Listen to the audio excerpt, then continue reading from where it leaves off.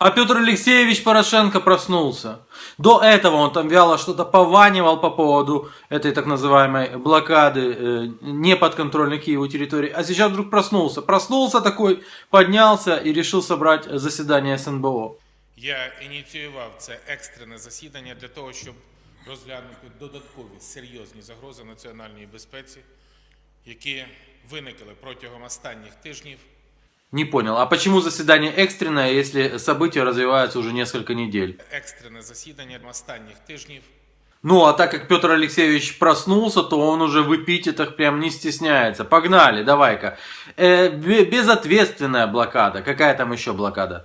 Внаслідок так званої блокади Донбасу, безвідповідальної антидержавної поведінки її організаторів. Антигосударственное поведение, понятно. Ну, а Петр Алексеевич расскажет, почему в свое время они разрешили деятельность предприятий на неподконтрольных Киеву территориях. Виходячи саме з такої стратегії, ми свого часу залишили обмежені стосунки з підприємствами по ту лінії зіткнення. Не з усіма. Не со всеми, а только с очень-очень хорошими, с теми, кто платит налоги в бюджет, к примеру, с Ахметовым Ринатом Леонидовичем. Хто зберіг свої підприємства під українською юрисдикцією, хто платив податки до українського бюджету, включно, до речі, з військовим збором на підтримку українських Збройних сил. О, молодец какой Ахметов, платил налоги, а ему благодарочки прилетали постоянно. Вот это вот видео, сколько там, 20 часов прошло. Майдан Независимости. Я закликаю це зробити добровольцем. Раз уже ми тут зібралися, то чого просто поговорити і розійтись? Хтось може поговорити і розійтись. А після виступів хлопців я би зібрав от 100 людей, 200, і ще раз ходив до Рената і нагадав йому, що йому не місце в Україні. Еще раз сходил до Рената, это значит, что они уже были. А в прошлый раз эти воины света, воины добра сожгли, ну, думали, что разбили и сожгли офис Рената. На самом деле пострадала стоматологическая клиника. Попутали. Перед Великою Британією, то ми, громадяни, вже точно мусимо хоч якось йому шкодити. О, глупая свинья вспоминает Великобританию в суе. В общем, они решили вредить Ренату Ахметову. А Ахметов, теперь ты знаешь, как платить налоги в Украину? Це гроші, які йшли Україні, і які дозволяли вирішувати соціальні проблеми людей, які жили на Донбасі и працювали на цих підприємствах. Но если эти деньги помогали тебе решать социальные вопросы, то почему же ты не защитил вот от этих вот папуасов офисы человека, который платил эти налоги, а? Да сейчас уже что говорить, забыли. І негативний ефект блокади для всієї України абсолютно очевидний. Але кардинально вплинути на окупантів вона не здатна.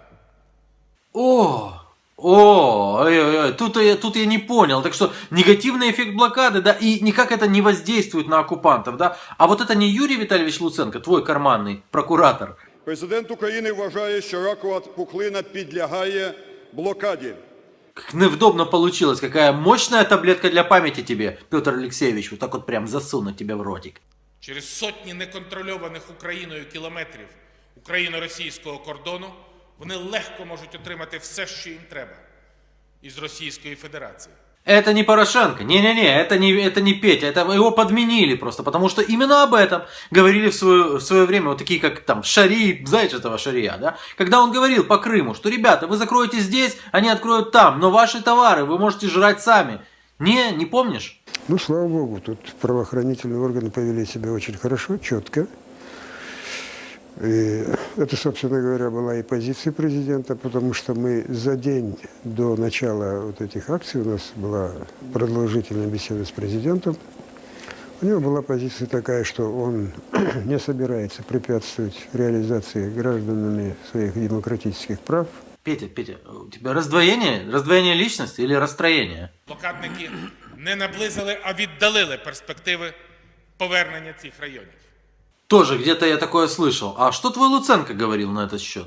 Практика голови Луганської військово-цивільної обласної адміністрації пана Москаля, який заборонив будь-яке пересування транспорту з окупованими територіями, визнана правильною і вона має бути поширена і на території Донецької області. А может это не Луценко? Давайте присмотримся. Луценко, ты, Юра? не посилили, а послабили вплив України по той бік лінії зіткнення. Ослабили влияние Украины. А это не Юра, не? Перше. Зміцнити лінію зіткнення і встановити економічну блокаду окупованих територій. Не розвіяли прищеплені російською пропагандою страхи серед наших співвітчизників. Посилили їх. Тримаємо блокаду на внутрішній лінії зіткнення. В західних засобах масової інформації, дивлячись на блокадних атаманів, деталі частіше описують Україну як країну, якій загрожує хвиля некерованості та анархії. А в западных средствах массовой информации смотрят только на вот этих, которые блокируют. Да. И ими возмущаются. А когда в Киеве, в центре европейской столицы строят стену, и милиция не вмешивается, то это как бы все нормально. Когда стада обезьян ходят с факелами, поджигают что-то, бьют кого-то, то это чепуха. Низка політичних сил поставила собі за мету позбутися частини Донбасу та випхати до Росії кілька мільйонів українців. Когда ты рассказывал, что ваши дети будут сидеть в подвалах, ты не выпихивал за территорию Украины несколько миллионов украинцев. Да. Хіба годиться в такий спосіб відволікати увагу від провалів власного керівництва, яке за 2,5 мерзких терміну не спромігся він вирішити найгострішого комунального питання і буквально засипав сміттям найкрасивіше європейське місто України. О, это уже сильный удар по мэру Садовому, который и рулит партию «Самопомощь». Но, я напомню опять Петру Алексеевичу Порошенко, сожрал уже первую таблетку для памяти, да? Президент Петро Порошенко висловився проти політизації проблеми з вивезенням сміття у Львові. Про це він заявив в телефонній розмові з міським головою Львова Андрієм Садовим. Так говорил же, не надо политизировать. Это чисто такой вопрос, знаете, и более того, поможем. Поможем, решим. Вашей-то вины в этом нет. Президент також доручив відповідним органам розібратися з причинами трагедії і пообіцяв повне сприяння Львову з боку центральних органів влади у вирішенні проблеми, що склалася. И не вспоминал о проблеме мусора, хотя им замусорили уже всю Украину, до тех пор, пока не встал вопрос ребром, что проблемка, угля нет с неподконтрольных территорий, да? А які матюки гне цей народний депутат середнього роду?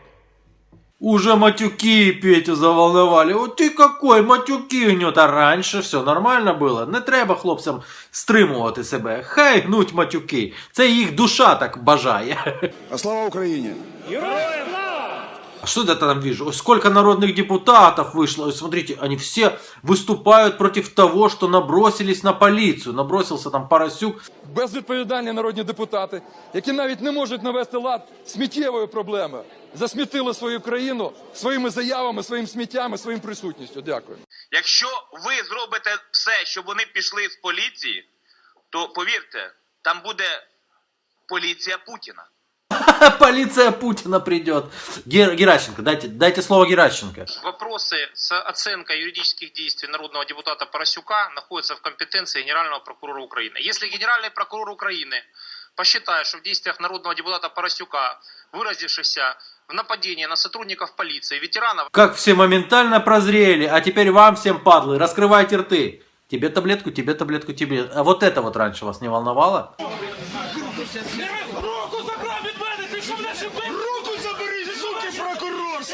Манипулятор ты, Шарий. Это они отстаивают свободу Корбана. И вот это плохой прокурор, плохой. Я подтверждаю, я это видел. Сказали о кривом руке.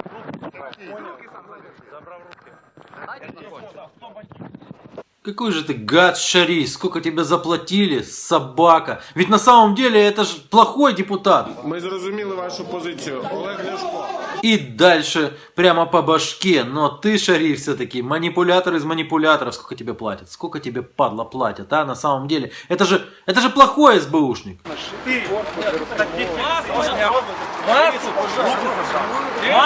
А чому мені йти пізніше? Это плохой корд. Это с плохого кордового маски срывать. Поставити оцінку цим питанням, дати відповідь. Зараз дам банда, ти банда ходяча. Хто це? Руки забрав. Плохой депутат. Тут даже говорить нечего. Это депутат плохой просто. Зараз Володимир Парасюк підбіг до машини Олександра Вілкула. Чия машина? Вілкула? Самого Вілкула ми не бачимо, але... Шарий уморил просто. Это же машина Вилкула. Это плохая машина. машина, ее можно бить. В общем, вы мой посыл поняли, да? Пока не надо нам угля, то мы не замечаем ничего. А когда нам нужен уголек, то мы замечаем вот это вот, и Вова плохой уже стал, и те плохие, и Семенченко уже не герой, лишить его всех наград, сорвать с него погоны с собаки. В общем, вот такая вот, короче, схема у вас работает. Вот такое вот государство, знаете, государство слепых, тупых и глухих, можно так сказать. Но не путайте государство и страну, потому что страну еще спасти можно, а это государство уже ничто не спасет. Сливайте воду.